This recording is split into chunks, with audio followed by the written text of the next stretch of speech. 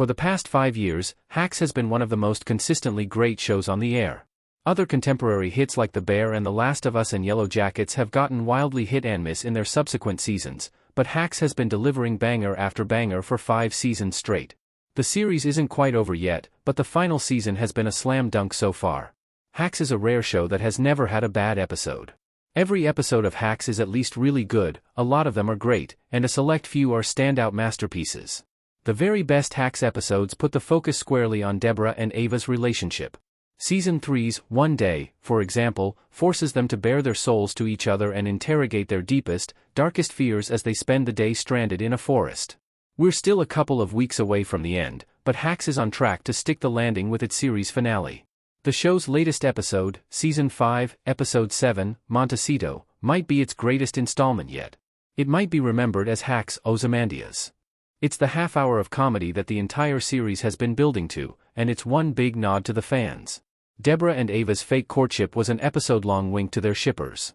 As Deborah prepares for her Madison Square Garden show, she becomes fixated on a very specific outfit worn by Carol Burnett. In order to get her hands on the fit, she has to schmooze comedian Kelly Kilpatrick, played by guest star Cherry Jones. But Kelly only starts to warm up to Deborah when she mistakes Ava for Deborah's lover. Believing Deborah to be a long-closeted fellow lesbian, Kelly invites her and Ava to spend a couple's weekend with herself and her wife, Monica, played by the White Lotus Leslie Bibb.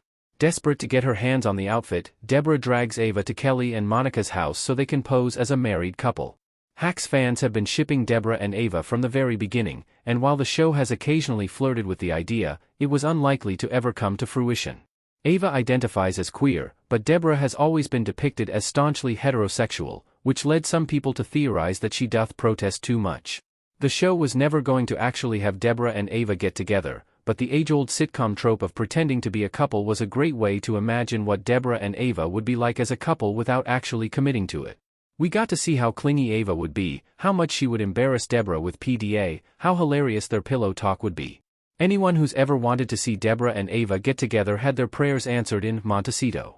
They even had a hilariously elongated make-out session in front of Kelly and Monica. Deborah and Ava do love each other, it's just not romantic.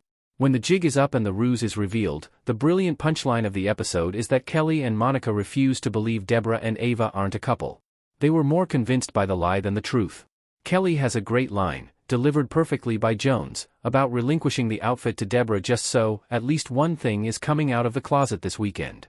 It's a great ironic twist, but it's also a meta-nod to audiences who refuse to accept that Deborah and Ava aren't in love and destined to be together.